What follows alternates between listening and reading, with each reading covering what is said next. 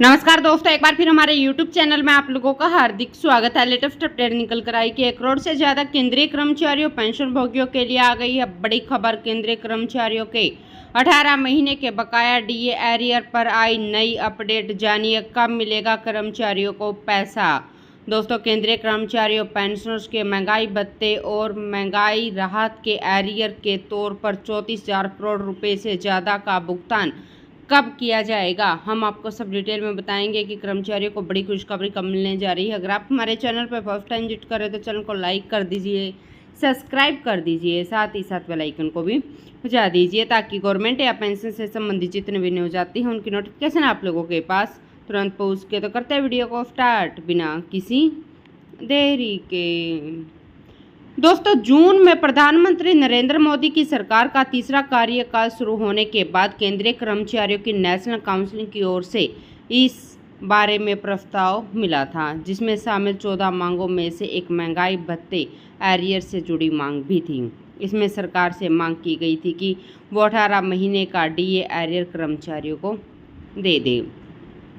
दोस्तों, देश भर में अब करोड़ों कर्मचारी सरकार के फैसले पर निगाहें गड़ाए बैठे हैं। इन कर्मचारियों को अपनी सैलरी और भत्ते में इजाफे का बेसब्री से इंतजार है। हाल ही में इन्हीं कर्मचारियों के लिए सरकार की ओर से एक नई अपडेट जारी कर दी गई है। दरअसल 18 महीने के डीए एरियर मिलेगा या नहीं, इस पर कर्मचारी के मन में असमंजस की स्थिति बनी हुई है। अब केंद्रीय वित्त मंत्रालय का इस मामले पर बयान सामने आ चुका है। इस पर आखिरकार सरकार ने चुप्पी तोड़ ही दी है।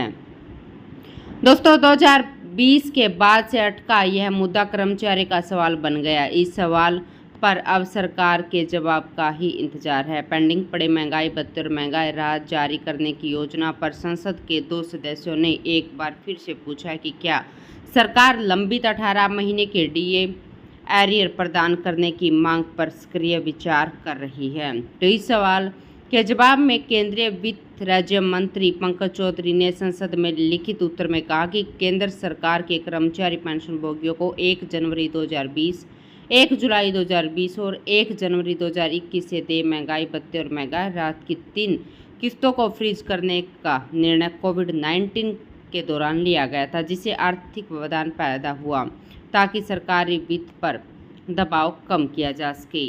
2020 में महामारी के प्रतिकूल वित्तीय प्रभाव और सरकार द्वारा किए गए कल्याणकारी उपायों के वित्त पोषण का वित्तीय वर्ष 2020-21 से परे राजकोषीय फैलाव था, इसलिए डी और डीआर का बकाया संभव नहीं है।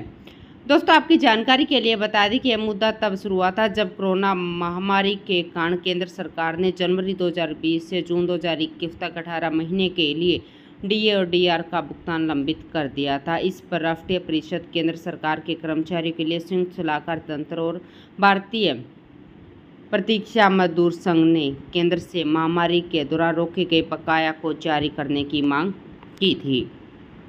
बहुत से लोगों को ये पता नहीं है कि अंदाजा ही लगा जा रहा है कि डीए और डीआर के 50% होने के बाद डीए और डीआर ऑटोमेटिक रूप से बेसिक सैलरी में विलय हो जाएगा, जिसके बाद लाखों केंद्रीय कर्मचारियों पेंशन भोगियों की बेसिक सैलरी बढ़ जाएगी। डीए 50% की सीमा को पार करने के बाद मूल वेतन के साथ स्वचालित रूप से विलय नहीं होगा। साथ में वेतन आयोग की रिपोर्ट में ऐसे किसी उपाय की सिफारिश नहीं की गई है। तो दोस्तों, आज के लिए इतना ही। मिलते हैं नेक्स्ट वीडियो में, तब तक के लिए जय हिंद, जय भारत।